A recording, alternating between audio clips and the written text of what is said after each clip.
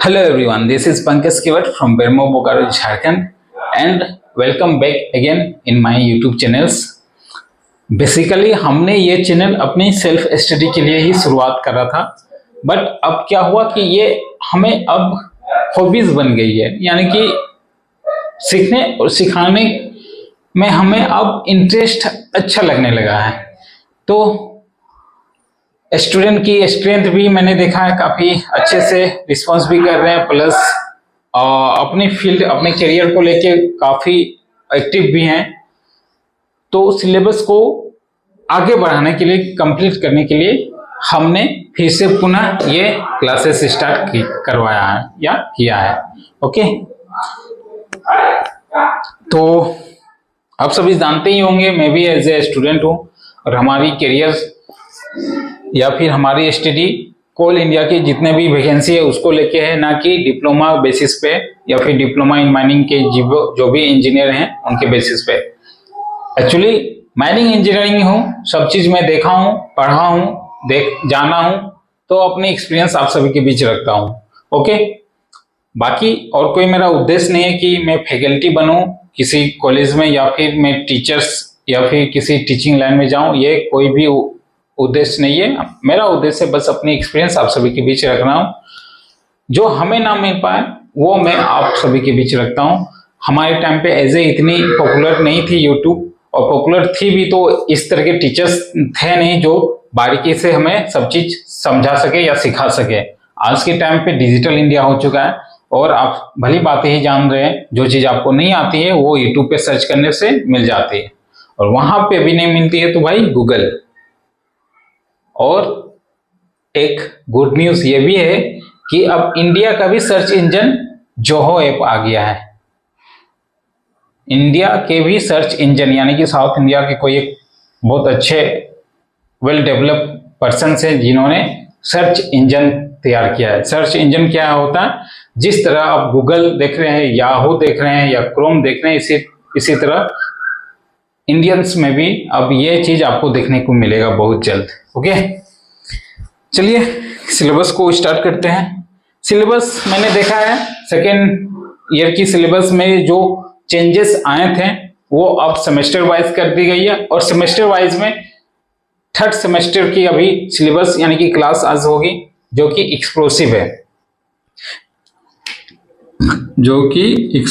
है, आप इसको हिंदी में क्या कहते हैं, बारूद। एक्सप्लोसिव को बारूद स्टार्ट करने से पहले आपको कुछ बातें जाननी पड़ेंगे। इनकी केमिकल कॉम्पोजिशंस क्या है और इसको कहाँ यूज करते हैं, ये सब सारे धैर्यपूर्वक आपको सुनना होगा या फिर जानना होगा। ओके, सबसे पहले कि एज ए स्किल हमारी जो भी टीचिंग लाइन में है वो काफ़ी इम्प्रूव हो रही है, और इसी इम्प्रूवमेंट के वजह से मैं अभी mining faculty as a diploma faculty या डिप्लोमा कॉलेज में अपनी एक्सपीरियंस दे रहा हूँ, यानी कि सर्विस दे रहा हूँ। स्टार्टिंग के कुछ एज में मैंने आउटसोर्सिंग भी देखा, बहुत 3-4 कंपनियों को भी देखा है, और काफ़ी हद तक प्रैक्टिकल भी सीखने को मिला है। तो प्रैक्टिकल प्लस थ्योरी दोनों को आप मर्ज करके चलेंगे ना तो बहुत अच्छा एक्सपीरियंस आएगा। तो आप सभी का एक तहे दिल से धन्यवाद है कि आप ही के वजह से या फिर आप ही के जो भी सब्सक्राइबर्स हैं, हमारे जो भी हमारे फैमिलीज है, यूट्यूब फैमिलीज है, उन्हीं के वजह से या उन्हीं के कम्युनिकेशंस के वजह से कहीं ना कहीं ये कॉलेज वाले किसी कॉलेज तक बात कही होगी कि सर एक यूट्यूब चैनल में पंकज केवट है, वो बहुत अच्छे से क्लास को लेते हैं, अगर उन्हें ऑफर दिया जाए तो आपकी डिप्लोमा कॉलेज में हो सकता है काफ़ी अच्छा एजुकेशन डेवलप हो सकता है। आई थिंक ऐसा ही हुआ होगा। तो हमें अभी अपॉर्चुनिटी मिली है डिप्लोमा कॉलेज में सर्विस देने की, तो इसके लिए आप सभी को तहे दिल से धन्यवाद। प्लस एक बात और कि आप किसी फील्ड में जाओ, किसी भी फील्ड में जाओ, ऑपरेशंस में जाओ, एजुकेशंस में जाओ या ऑफिशियल में जाओ, आपका जो मेन गोल है, जो आपका एम है, उस एम से हटके अगर आप निकल गए तो समझ लीजिए वो गोल आप अचीवमेंट नहीं कर पाएंगे। तो मेरे कहने का मतलब है, एज ए माइंस में मैं ऑपरेशंस में, माइनिंग ऑपरेशंस में अच्छी पैकेज में काम कर सकता था। एचपीसी रेट आज के टाइम पे 14,000 है, और स्किल रेट, जो स्टार्टिंग स्किल रेट जो होती है वो स्टार्ट 35,000, 32,000, और कंपनी पे डिपेंड होता है कितनी दे रही है। तो इतनी सैलरी में मैं अच्छे से अपनी पॉकेट मनी को निकाल सकता था, ठीक है। बट जहां आप माइनिंग ऑपरेशन में निकलेंगे वर्किंग के लिए, तो आपका जो 8 से 10 घंटे का समय है ना, वो काफी, आपको एनी टाइम माइंस के में ही रहना है, माइंस के हित में ही सोचना, मशीन को ही देखना है, मशीन के हित में सोचना है। इनफैक्ट पूरी माइंस का कंट्रोल आपको दिया जाएगा। थोड़ी सी आपकी मिस्टेक, थोड़ी सी अगर मशीन्स इधर उधर आपने लगा दिया, एक्सकवेशंस कर दिया, पूरी प्लान चौपट हो जाएगी। इसके साथ साथ डेंजर्स को भी देखना, एक्सीडेंट ना हो जाए इस तरह से। मतलब आप 10 घंटा पूरी तरह से समर्पित रहेंगे माइंस में, तभी आप माइंस को प्रॉपर तरीके से प्रोडक्शन दे पाएंगे और चला पाएंगे, अदरवाइज नहीं। हाँ, प्रैक्टिकल एक्सपीरियंस आपको बहुत अच्छे से आएगी और मिलेगी, बट अभी क्या है, हमें प्रैक्टिकल एक्सपीरियंस की जरूरत नहीं है, हमें जरूरत है किनकी? थ्योरी की, यानी कि जो भी कोल इंडिया की क्वेश्चन आंसर्स है वो सब की जरूरत है। तो वो चीज मैं कर नहीं पा रहा था।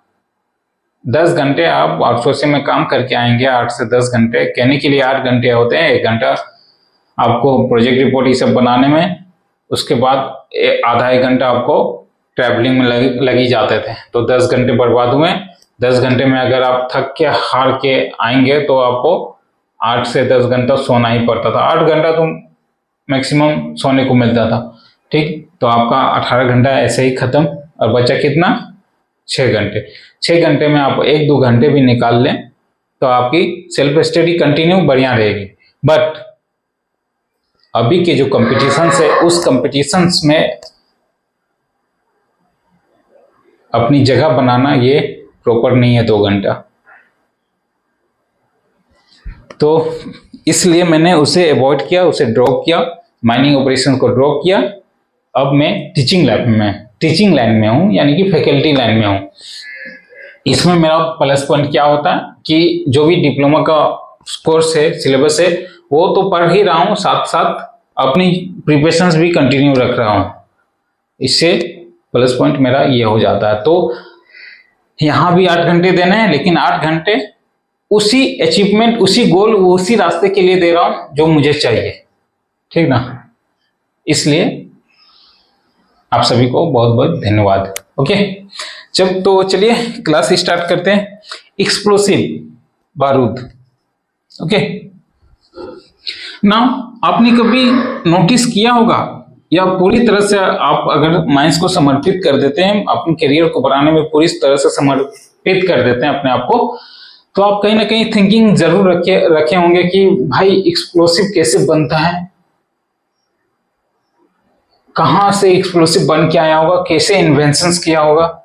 ये आपका कंसेप्चुअल क्वेश्चंस आएगा ही आएगा, और ऐसा मेरे साथ भी हुआ। तो मैंने क्या करा, 3-4 किताबें एक्सप्लोसिव से पढ़ना स्टार्ट किया कि भाई कितनी भी किताबें हमारे पास रिसोर्सेस आ जाए, सबको रीड करो।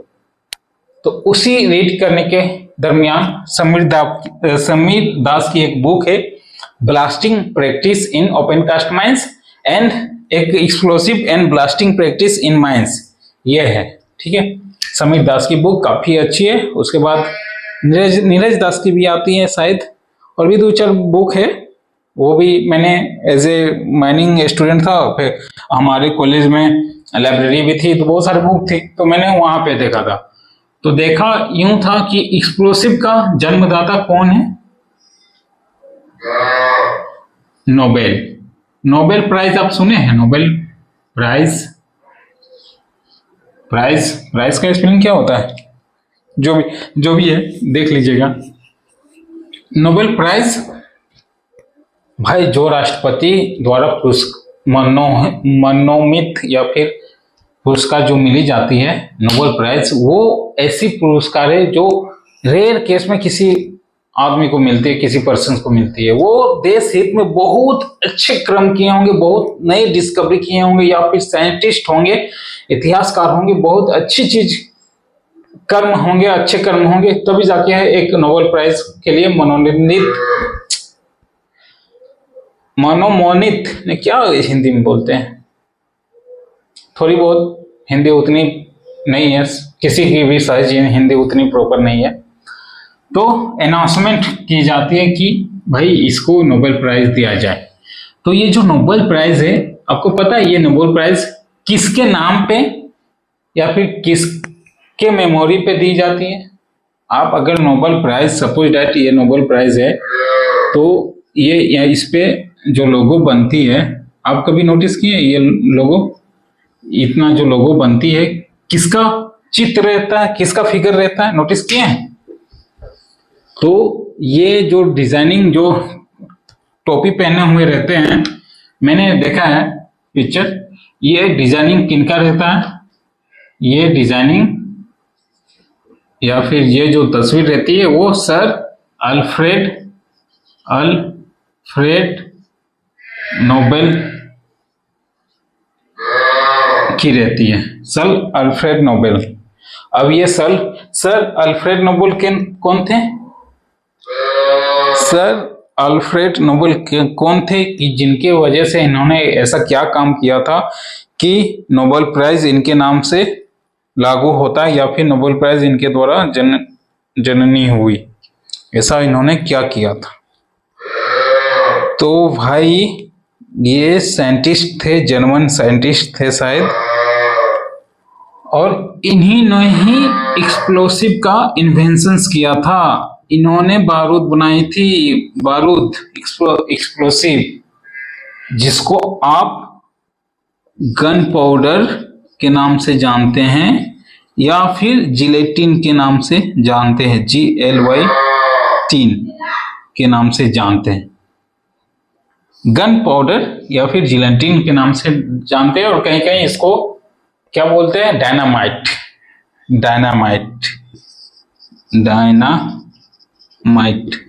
सब पढ़ाएंगे सब, ठीक ना? नाम अलग अलग है, पर्पस एक ही है। ये उस टाइम की एक्सप्लोसिव है, और अभी के एक्सप्लोसिव में बहुत एडवांस टेक्नोलॉजी के साथ बन के आती है। अभी के एक्सप्लोसिव में बहुत एडवांस टेक्नोलॉजी है। धीरे धीरे सब चलेंगे, सब देखेंगे। ओके, अच्छा, अब देखिए कि इन्होंने ऐसा क्या कर्म किया था, ऐसा क्या रिएक्शंस किया था, क्या केमिकल कंपाउंड मिक्सचर्स बनाया था कि एक्सप्लोसिव बन गया। तो अब चलिए उस पर थोड़ी बहुत केमिस्ट्री आ रही है, बनाने की प्रोसेस, केमिकल रिएक्शंस को देख रहे हैं, देन आफ्टर हम लोग अपना चैप्टर्स में देखेंगे। ओके, तो सर अल्फ्रेड नोबेल के नाम से ही नोबेल प्राइज दी जाती है। एक नंबर आपका यहीं पे आ गया, जीके जीएस का क्वेश्चंस बना ना कि किनके नाम पे नोबेल प्राइज दी जाती है? Sir Alfred Nobel. और क्यों दी जाती है? इन्होंने एक्सप्लोसिव का इन्वेंशंस किया था, यानी कि बारूद बनाए थे ये। तो अब देखते हैं कैसे केमिकल कंपोजिशंस इन्होंने किया था और जिलेटिन बनाया था या एक्सप्लोसिव मिक्सचर कंपाउंड बनाए थे। ओके,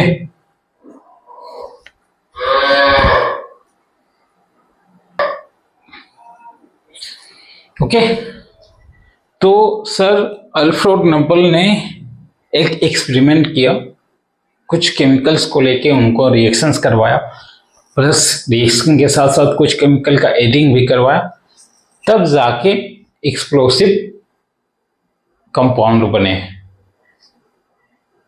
और इसी के लिए उनको एज ए रिमेंबर, याद रखने के लिए नोबेल प्राइज के लिए माना जाता है, या फिर इन्वेंशंस हुआ नोबेल प्राइज का वहां से। तो चलिए देखते केमिकल रिएक्शंस इन्होंने क्या करा था कि when excess of NH3 is taken, जब आप NH3 को लेते हैं, एक्सेस ऑफ NH3 यानी कि नाइट्रोजन हाइड्रेट हो जाएगा। नाइट्रोजन, इसको आप नाइट्रोजन क्या बोलेंगे, नाइट्रो हाइड्राइड या nitrogen hydride, just 1 minute, nitrogen hydride ही बोलते हैं, नाइट्रोजन हाइड्राइड, हाइड्राइड। तो जब आप एक्सेस नाइट्रोजन हाइड्राइड लेंगे तो ये क्या निकलेगा, नाइट्रोजन गैस बन के निकलेगा। ओके, नाइट्रोजन हाइड्राइड लेंगे दिस वन, तो नाइट्रोजन गैस बन के निकलेगा। और इसी में अगर आप हाइड्रोक्लोराइड, ये क्या है, हाइड्रोक्लोराइड को ऐड करते हैं तो आपको क्या बना के ये देगा, ये देगा अमोनिया का कंपाउंड, यानी कि अमोनिया का कंपाउंड NH4 हो गया, तो अमोनिया क्लोराइड हो जाएगा, ये क्लोराइड, ठीक ना, ये आप देख लीजिएगा।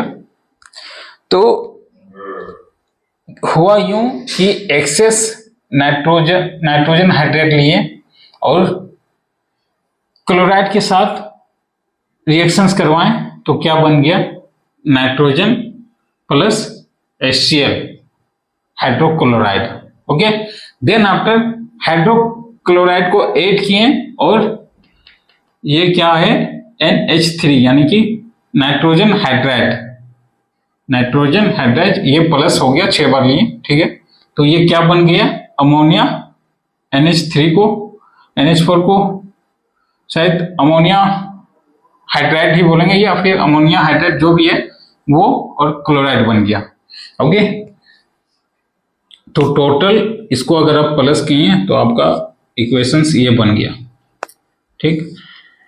इसके बनने के बाद अगला जो स्टेप लिए, अगला जो रिएक्शंस करवाएं वो क्या किए, क्लोरीन को ऐड करवा दिए उसमें। When excess of chlorine is taken, then explosive compound is found. ये पहला स्टेज, और दूसरा स्टेज क्लोरीन को ऐड करवाने के बाद एक्सप्लोसिव का कंपाउंड बन गया, यानी कि nitrogen trichloride form, nitrogen trichloride is formed, हो गया ना, बन गया ना एक्सप्लोसिव, NH3 प्लस Cl2 हो गया, NH3 प्लस Cl2। ये नंबर जो होता है वो बैलेंस करने के लिए होता है, ये नंबर बैलेंस करने के लिए होता है, ठीक है। तो अगर आप 11-12 में केमिस्ट्री पढ़े होंगे तो आपको पता ही होगा रिएक्शंस और केमिकल कंपोजिशंस कैसे बनते हैं।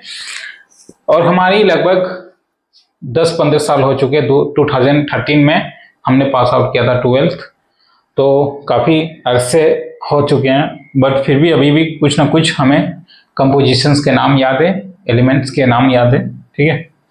कंटिन्यू रखिएगा तो आपको सब चीज़ याद रहेगा, और ड्रॉप कर दीजिएगा तो जंग लोहे में भी लग जाती है अगर उसका यूज ना हो तो।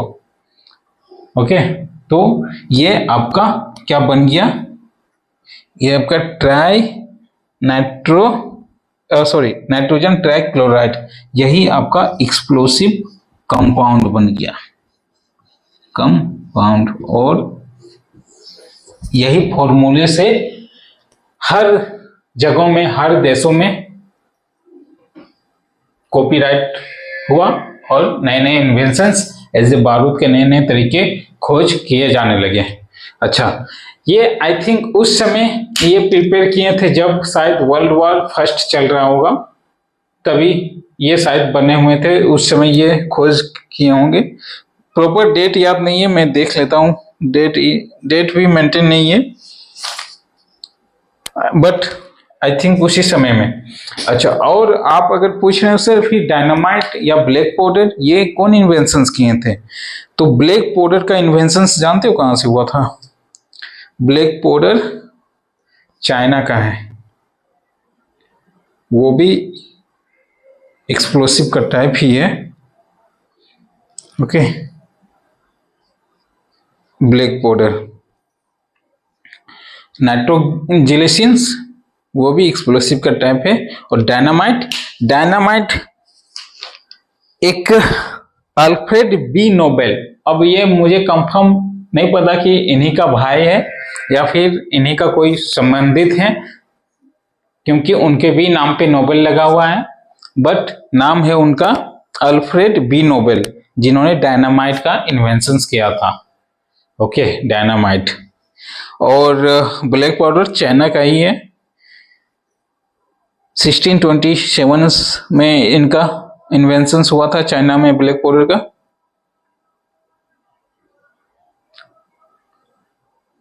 सेफ्टी फ्यूज का भी इन्वेंशन सर अल्फ्रेड नोबेल में ही किए थे, टीएनटी।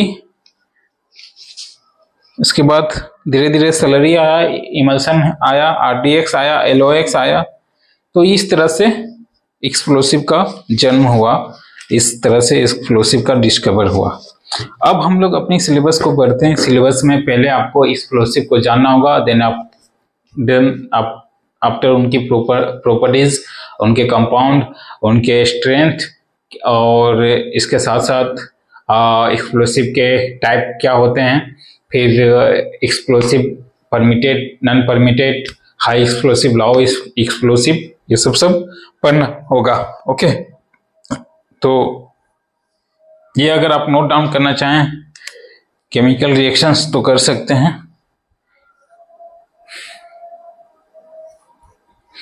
इसके बाद हम लोग एक्सप्लोसिव में उतरेंगे, और एक्सप्लोसिव में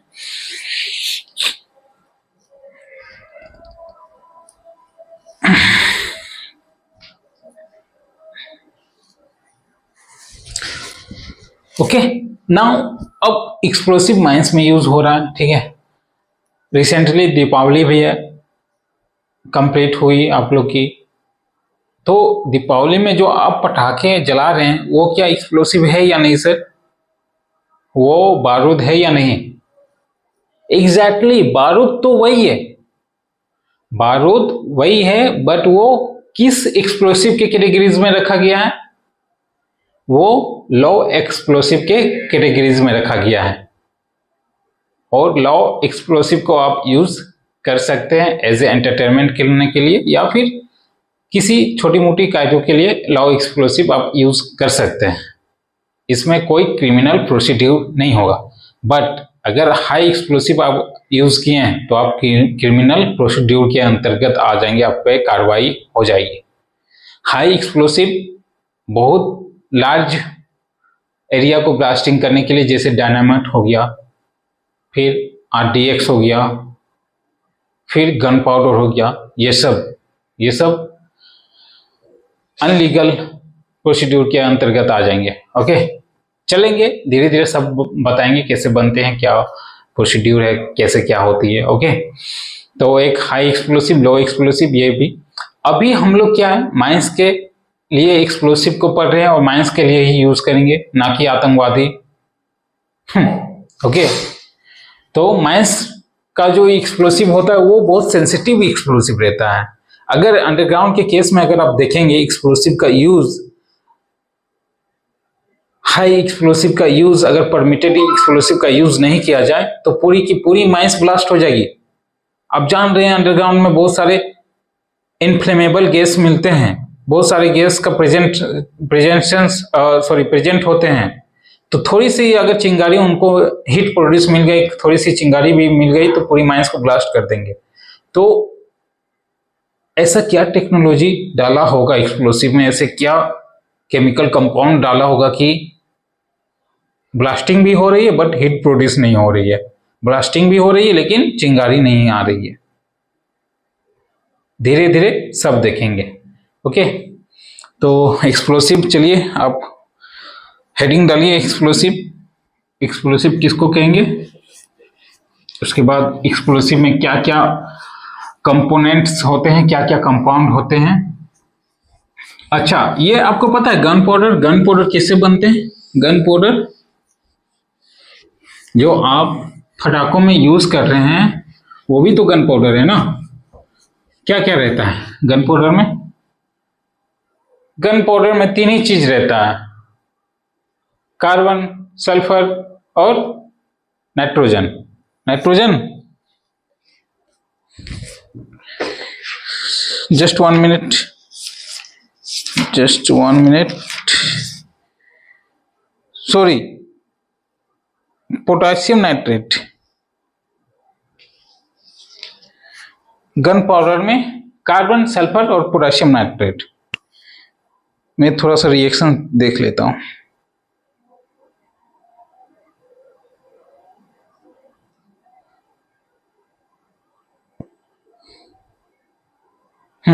एग्जैक्टली। तो ये आप अगर 12th में हैं या फिर आपके कॉलेज में लैब है, केमिकल लैब है, तो आप वहां जाके टेस्ट कर सकते हैं कि एक्सप्लोसिव गन पाउडर कैसे बनते हैं।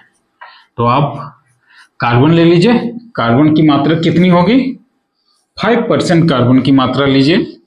सल्फर लीजिए और सल्फर की मात्रा कितनी होगी, 10% सल्फर लीजिए।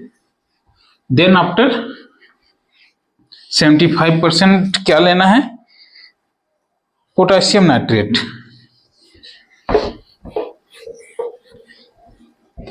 तो आपका बन के तैयार क्या हो जाएगा, गन पाउडर। और गन पाउडर उस समय भी ब्लास्टिंग नहीं करेगा, तो उसको ब्लास्ट करने के लिए आपको क्या देना होगा, हीट देना होगा। हीट आप करंट से दीजिए, शॉक से दीजिए, या फिर सुतरी, सुतरी बोलते हैं ना लोकल लैंग्वेज में, कॉटन वाली धागा को सुतली बोलते हैं हम लोग। ओके, तो होता यूं था कि जब हम लोग कॉलेज में थे, BRL DAV हमारा कॉलेज था, और बहुत ही स्ट्रिक्ट PT सर थे हमारा, रणविजय सिंह नाम था। खतरनाक स्ट्रिक्ट थे और उतनी रिस्पेक्ट भी हम लोग देते भी थे, प्लस हमारे लिए उतने वो करते भी थे। गेम का पीरियड आने का हम लोग बेसब्री से इंतजार करते थे कि गेम का पीरियड आएगा, हम लोग फुटबॉल खेलेंगे, टेनिस खेलेंगे, बेसबॉल खेलेंगे, जिसको वॉलीबॉल खेलेंगे, जिसको जो खेलना है वो खेलेंगे। और 2 मिनट की देरी नहीं होती थी और सर ऑन द क्लास में प्रेजेंट हो जाते थे, और सभी सारे बच्चे को जोन सा गेम जिसको खेलना है उस गेम को पूरी जानकारी के साथ साथ खिलाते भी थे। उनका स्पेशली वो फिजिकल के ही टीचर थे, PT सर रणविजय सिंह। काफी टूर्नामेंट भी करवाए थे और बहुत स्ट्रिक्ट भी थे। अगर आप किसी गुलाब का पत्ते का थोड़ा सा हिस्सा तोड़ दिया और उनको भनक लग गया तो उनकी फिरफिरी सीटी रहती थी और मारते थे सीटी सीटी पाई। जो BRL DAV में जो पढ़ा होगा उन्हीं को याद होगा। तो चलिए हम लोग गन पाउडर बनाते हैं। तो गन पाउडर में पहला हम लोग क्या लेंगे, कार्बन लेंगे। कार्बन कितनी मात्रा में लेंगे, 5% कार्बन लेंगे, प्लस सल्फर लेंगे। सल्फर कितनी मात्रा में लेंगे, 10% सल्फर। इसके बाद potassium nitrate KNO3 potassium nitrate. इनको हम लोग 75% में अगर लें तो मेरा क्या हो जाएगा, लो एक्सप्लोसिव तैयार बन जाएगा। लो एक्सप्लोसिव, जिसको आप गन पाउडर के नाम से भी बोल सकते हैं, गन पाउडर।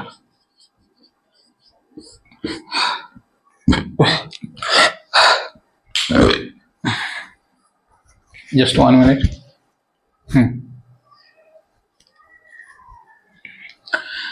ये तीनों को आप कंपाउंड में मिक्सचर्स कर लें। इसके बाद तैयार हो जाने के बाद अगर आप इसमें हीट देते हैं, हीट आप कैसे देंगे, या तो इलेक्ट्रिक हीट देंगे और नहीं तो डिटोनेटर से ब्लास्टिंग करेंगे, या फिर कोई फ्यूज देंगे।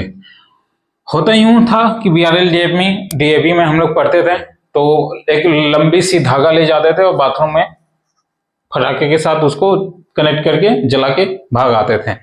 उसके बाद सुतरी नहीं होती थी तो मोमबत्ती, अगरबत्ती। लेकिन अगरबत्ती में क्या होता था, स्मेल जाती थी, तो कोई भी फैकल्टी आते थे तो समझ जाते थे।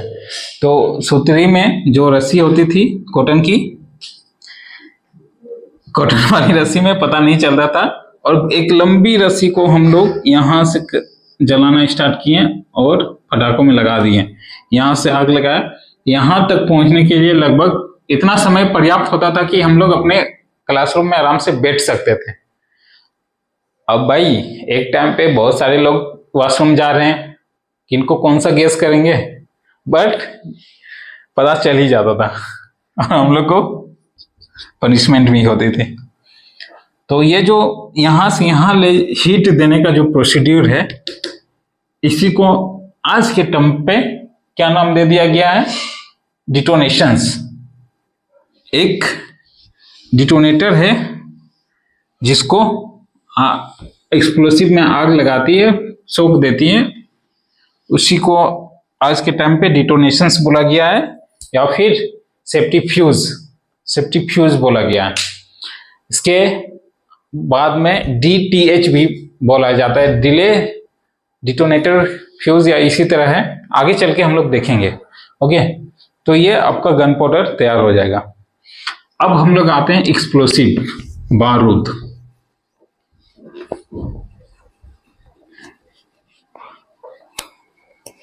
डिफिनेशन करवाएंगे, थोड़ी बहुत आपको लेक्चर्स समझने में, या फिर होता है ना कि कहानी को भी देखना बहुत जरूरी होता है, अदरवाइज आपको समझ में नहीं आएगी। तो अभी आप कहानी देखिए। अब ब्लास्टिंग के लिए हम लोग माइंस में यूज कर रहे हैं एक्सप्लोसिव, तो क्या सभी प्रकार के एक्सप्लोसिव हम लोग ब्लास्टिंग में यूज कर सकते हैं? नहीं। तो कौन सा एक्सप्लोसिव हम लोग ब्लास्टिंग में यूज करेंगे, माइंस में यूज करेंगे? तो वो परमिटेड एक्सप्लोसिव और नॉन परमिटेड एक्सप्लोसिव जो कि कैटेगरी बनती है, और ये बनाते कौन है? ये बनाते हैं DGMS, director general of mine safety, यानी कि इन्हीं के रूल्स रेगुलेशन से क्या होता है, माइंस चलता है। तो इनका कहना है कि भाई जो हम एक्सप्लोसिव तैयार करके देंगे, या फिर जो भी कंपनी एक्सप्लोसिव तैयार कर रही है, वो पहले हमसे जांच करवाएगी, हम परमिशन देंगे, हम उसमें एग्जामिन करेंगे, टेस्टिंग करेंगे, सब चीज ओके रहेगा, तब हम आपको परमिशन देंगे, हाँ इसको आप यूज कर सकते हैं, ये परमिटेड एक्सप्लोसिव में आएंगे या नॉन परमिटेड में आएंगे। तो बेसिकली उस पर अब हम लोग डिस्कशन कर रहे हैं। तो DGMS ने क्या कहा कि एक्सप्लोसिव को हम 2 कैटेगरी में बांट दे रहे हैं। पहला हाई एक्सप्लोसिव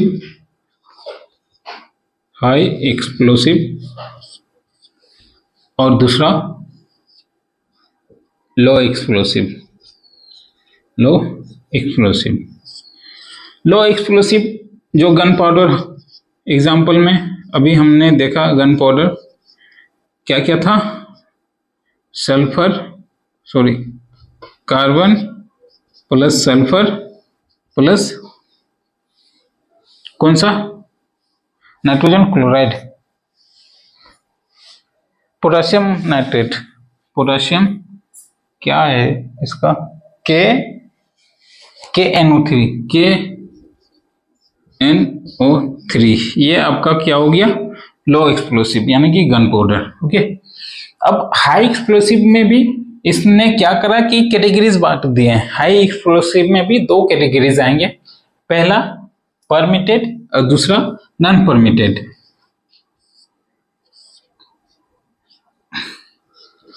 ये आपका परमिटेड एक्सप्लोसिव और दूसरा नॉन परमिटेड एक्सप्लोसिव। ओके, ये 2 कैटेगरी में आ गए, परमिटेड और नॉन परमिटेड। अब रहा सर कि 2 कैटेगरीज में आ गई है। लो एक्सप्लोसिव ये तो माइंस में यूज होगा नहीं, नाम से ही पता चल रहा है कि लो एक्सप्लोसिव है, इसकी स्ट्रेंथ भी लो होगी, इसकी सब चीज वेलोसिटी से लेके इसकी कंपोजिशंस भी लो होगी, तो उतनी बड़ी बड़ी चट्टाने, उतनी बड़ी बड़ी कोयले की माइंस कैसे उड़ाएंगे? तो ये तो आएगा नहीं माइंस में यूज करने के लिए। इसको आप साइड मारिए, गोली हटाइए, इसको हटाइए। ओके, तो अब आएंगे कौन कौन से एक्सप्लोसिव, हाई एक्सप्लोसिव में क्या क्या, परमिटेड और दूसरी नॉन परमिटेड। सर आपने इसमें परमिटेड और नॉन परमिटेड में 2 कैटेगरी में बांटा गया है, तो सर क्या आप बता सकते हैं हम माइंस में कौन सा यूज करेंगे, परमिटेड या नॉन परमिटेड? तो माइंस में हम लोग दोनों यूज करेंगे। कंडीशंस क्या है, कंडीशंस ये है कि जो भी परमिटेड एक्सप्लोसिव होगा ये बेसिकली अंडरग्राउंड माइंस के लिए यूज होगा। आज भी कोई भी माइंस अगर अंडरग्राउंड है तो उसमें परमिटेड एक्सप्लोसिव यूज होते हैं। और ये परमिटेड एक्सप्लोसिव कितने टाइप के होते हैं? ये 5 तरीके के होते हैं।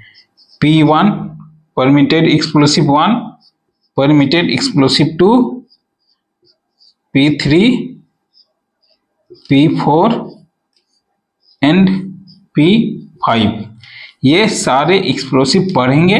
ऐसा क्या खासियत है इस एक्सप्लोसिव में कि इन्हें परमिटेड के अंतर्गत रखा गया है। शायद नजर नहीं आ रही है, मैं कैमरे को थोड़ा डाउन कर दे रहा हूं। ये P1, P2, P3, P4, P5। Okay, सब चीज देखेंगे, कौन सा सीलेंट है, कौन सा एक्स्ट्रा अल्ट्रावायलेट सीलेंट है, सब देखेंगे। ये बस आप अभी आज ही सारे लेक्चर्स सारे सॉल्यूशंस कर दूं तो दिमाग से उड़ जाएगा। ठीक है, तो धीरे धीरे आगे जब इस पे आएंगे तब हम लोग चलेंगे। आप समझ लो एक्सप्लोसिव 2 कैटेगरीज में बना गया। ये चार्ट आपको बनाना ही बनाना है। एग्जामिनर आपका देखिएगा ये चार्ट बना दिया तो आप डेफिनेटली अच्छे नंबर से पास आउट हो सकते हैं। Explosive, high explosive, low explosive. High explosive में परमिटेड एक्सप्लोसिव, दूसरा नॉन परमिटेड। परमिटेड एक्सप्लोसिव में कहाँ यूज होंगे? Only for underground mines. Okay, P1, P2, P3, P4, P5 simple. अब बोलेंगे सर नॉन परमिटेड एक्सप्लोसिव कहाँ यूज होंगे?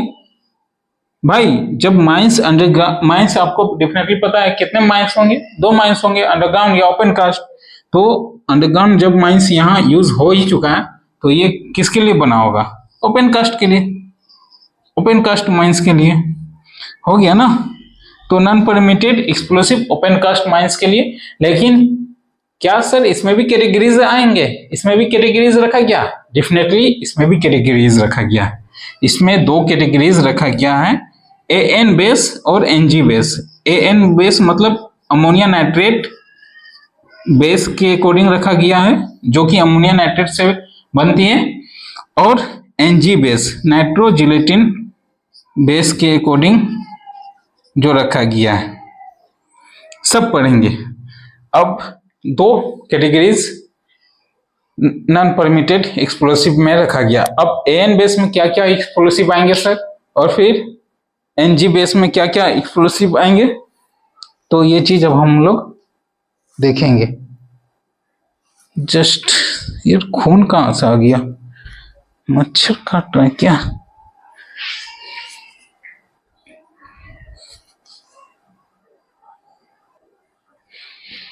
जस्ट 1 सेकेंड, काफी गला थोड़ा सूख रहा है। Just 1 minute.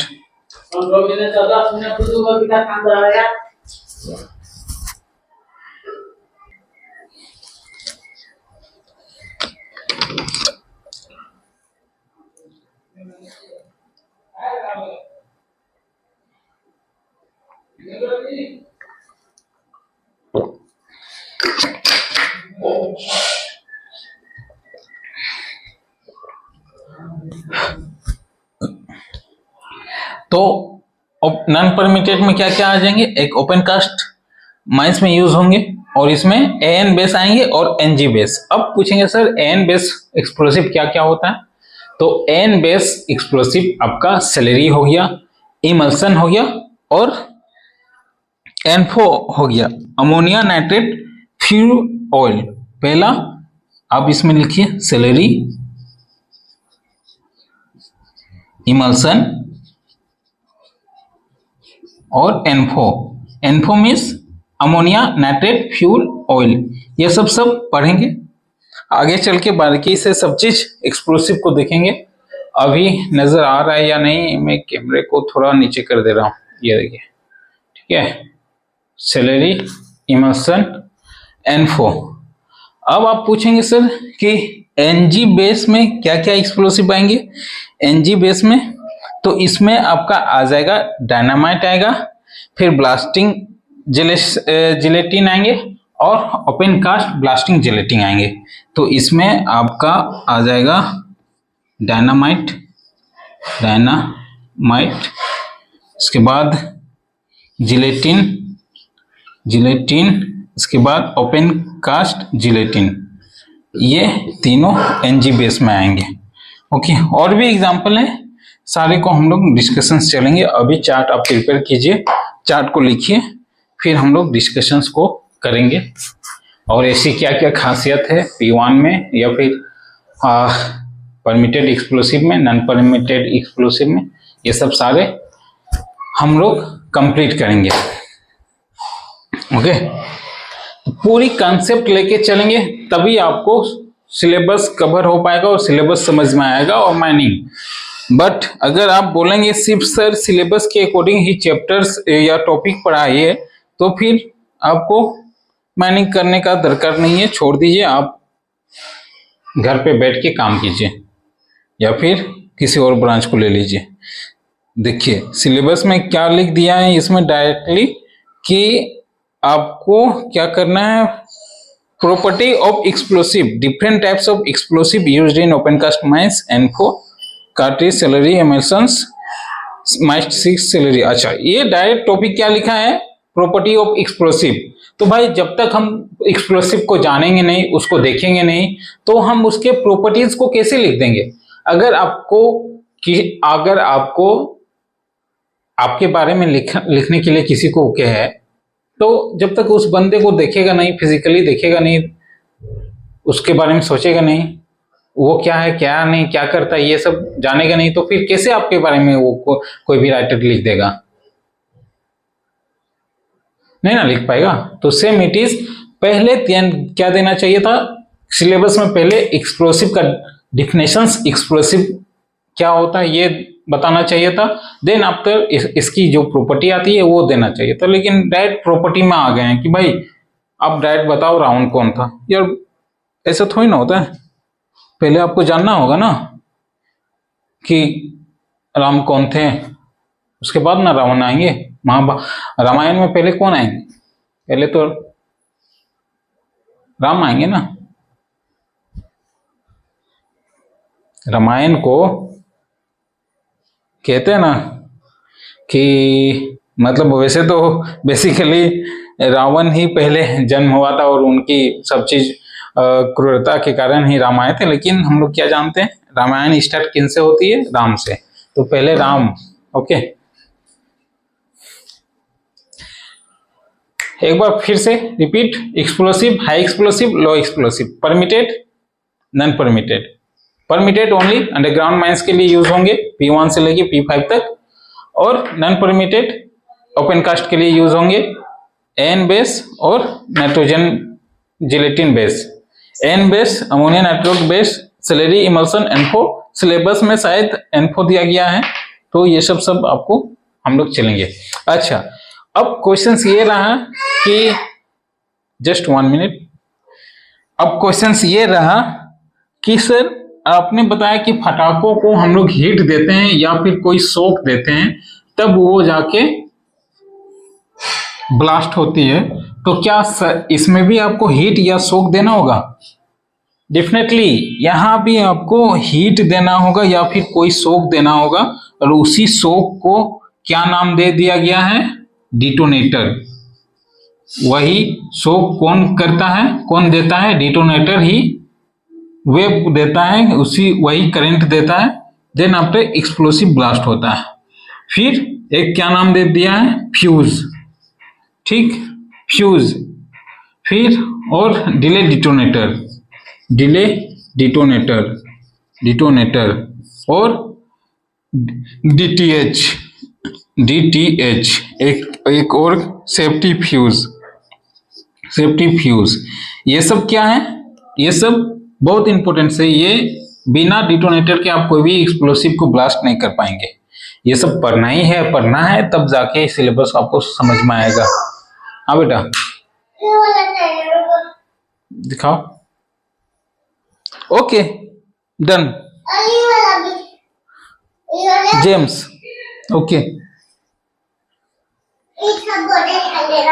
तो डिटोनेटर, ओके ओके, तो डिटोनेटर इसको भी आपको देखना होगा, जानना होगा, तभी आप एक प्रॉपर माइनिंग इंजीनियरिंग बन पाएंगे और माइनिंग में आप काम कर पाएंगे।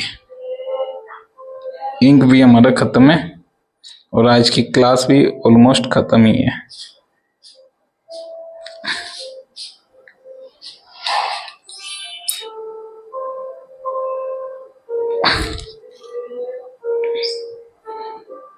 अच्छा, वन मोर थिंग कि अब हम लोग एक कोचिंग इंस्टीट्यूट ओपन कर रहे हैं स्पेशली सिर्फ डिप्लोमा माइनिंग इन डिप्लोमा स्टूडेंट्स के लिए, और किसी को किसी प्रकार का भी डाउट हो तो आप उस कोचिंग में एडमिशन्स ले सकते हैं, आप ट्यूशंस आ सकते हैं, बशर्ते आपको धनबाद आना होगा। धनबाद हमारी कोचिंग की लोकेशन है और कोल कैपिटल धनबाद को ही बोला गया है, तो हम लोग भी जननी वहीं से स्टार्ट कर रहे हैं।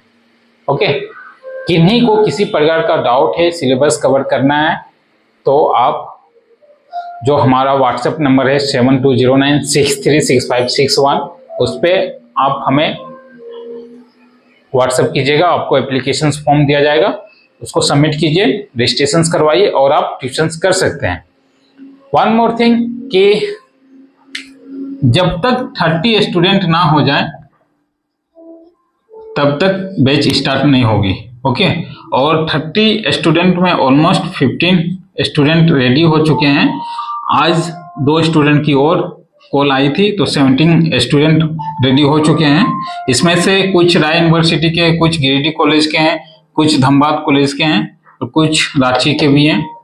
तो आप सभी से अगर अनुरोध या निवेदन है कि अगर आप ट्यूशंस लेना चाहते हैं तो धनबाद आ सकते हैं। प्लस वन मोर थिंग कि वहां हमने 2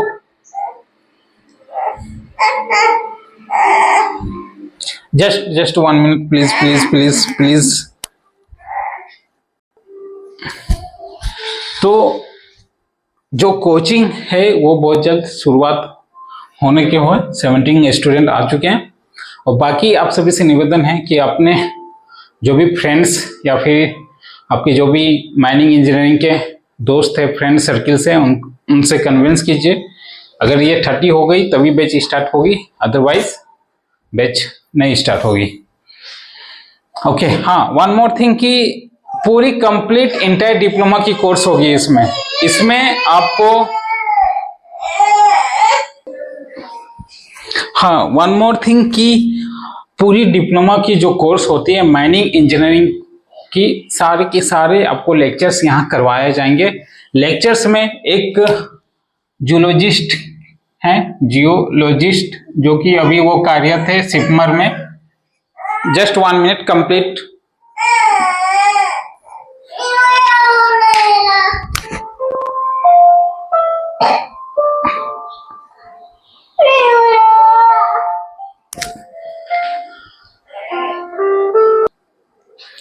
हाँ, तो हम कहाँ थे? हाँ, जूलॉजिस्ट। एक हमारा फैकल्टी जूलॉजिस्ट होंगे जो कि सिपमर से कार्यरत है। बेटा रुक जाओ, कंप्लीट करने दो ना। दूसरी, जस्ट 1 मिनट।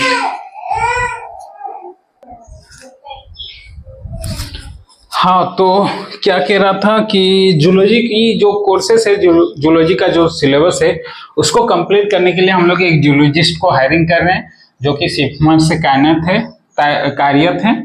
और देन आफ्टर मेटल माइंस के लिए हम लोग मेटल माइंस के लिए अलग फैकल्टी ला रहे हैं। प्लस माइनिंग सर्वे, ये सबसे वास्ट सब्जेक्ट है, माइनिंग सर्वे, ठीक है। माइनिंग सर्वे ये बहुत वास्ट सब्जेक्ट है, तो इसके लिए हम लोग अलग फैकल्टी यानी कि 1, 2, 3 और एक में प्लस कुछ स्टाफ भी रखेंगे। तो कंप्लीट ओवरऑल टोटल कितने फैकल्टी हो जाएंगे स्टाफ लगा के? 5 स्टाफ होंगे हमारा स्टाफ, जो कि डिप्लोमा के सारे सिलेबस को कवर करवाएंगे। हफ्ता में अल्टरनेट चलेगी, या तो आप सैटरडे संडे जिस तरह की बैच का वोटिंग होगा, 30 स्टूडेंट का बैच का वोटिंग होगा, क्योंकि आपको कॉलेज भी देखना है। कॉलेज मॉर्निंग शिफ्ट रहता है, आपका डे शिफ्ट रहता है, इवनिंग टाइम पे आप इजिली आ सकते हैं। तो कुछ स्टूडेंट धनबाद के हैं और कुछ स्टूडेंट लोकल हैं, तो उनके लिए तो ये इजली है इवनिंग टाइम। तो ये सब सारे डिस्कशंस ऑन दी बैच होगा और उसके अकॉर्डिंग टाइम को फिक्स किया जाएगा। अभी आपको क्या करना है, अगर आप रजिस्ट्रेशन करवाते हैं 7209636561 फॉर्म फिलअप करना चाहते हैं तो इस पे आप व्हाट्सएप कीजिए अपनी नेम एड्रेस और पासिंग या फिर कौन सी ईयर्स के लिए आप आ रहे हैं वो सारी मेंटेन है। फॉर्म आपको मिलेगा, उसमें फॉर्म को फिलअप करके सबमिट कीजिए और बहुत जल्द क्लास अटेंड होगी। As a display board panel भी लगाया जाएगा और उसमें आपको वीडियो के सहित सारे माइंस के वर्किंग दिखाएंगे। सब चीज बारीकी से बहुत अच्छी तरह से क्लास होगी। ओके, तो ये अच्छी है, हमारा एक क्या बोलते हैं इसको, पहल बोल सकते हैं, इनिशिएटिव बोल सकते हैं। और 5 फैकल्टी हैं। ओके, तो आज की क्लास को यहीं समाप्त करते हैं। एक्सप्लोसिव कंप्लीट होता है तो एक्सप्लोसिव नेक्स्ट क्लास में हम लोग डिफिनेशन के साथ डिटोनेटर ये सब परमिटेड प्रॉपर्टीज स्ट्रेंथ ये सब देखेंगे। क्या क्या मटेरियल कंटेंट रहता है ये भी देखेंगे। ओके, और अगर कुछ बोलना है क्या, हाँ, ओपन कास्ट अभी हम लोग सेमेस्टर 3 को सिलेबस देख रहे हैं, यानी कि method of working open cast. Open cast सारे डील कर चुके हैं हम लोग। ओपन कास्ट जितनी भी डील करनी थी, bench height, angle of slope, open cast की साइड क्या होनी चाहिए, ये सारे डील कर चुके हैं। और कंफ्यूजन ना हो, प्ले लिस्ट में जाइए, प्ले लिस्ट में आप 3rd ईयर या 2nd ईयर ओपन कास्ट होगा उस पर जाइए, उस पर मैं वीडियो को इंक्लूड कर रहा हूँ। उसमें प्रीवियस सिलेबस की कुछ वीडियो थी, उसी में ये कंटिन्यू मर्ज होके कंटिन्यू चलेगी। तो कंफ्यूजन में ना रहे, वही आपका सिलेबस है और उसी के अकॉर्डिंग हम लोग चल भी रहे हैं। बाकी थंबनेल में मैं प्रॉपर तरीके से टॉपिक का नाम दे दूंगा, आप कंटिन्यू इसको रखें, देखें और अपना बहुत सारा प्यार दीजिए। एज ए आप हमसे अगर सीनियर है तो आशीर्वाद दीजिए और जूनियर है तो प्यार दीजिए और हमारे बैच के हैं तो सपोर्ट कीजिए और किसी ना किसी दिन ओके आप भी सक्सेस, हम भी सक्सेस।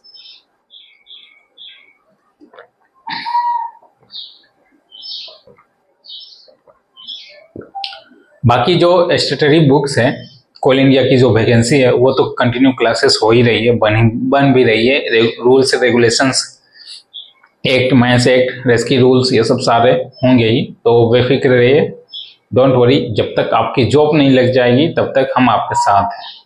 ओके, तब तक हम आपके साथ हैं, आप कंटिन्यू पढ़ सकते हैं।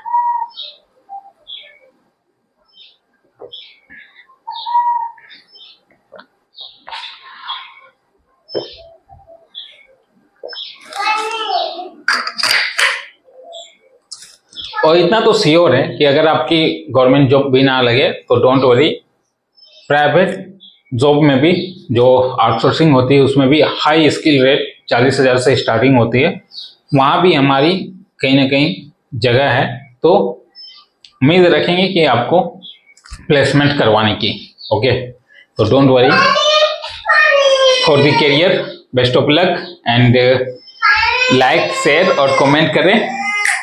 Thank you. Have a good day.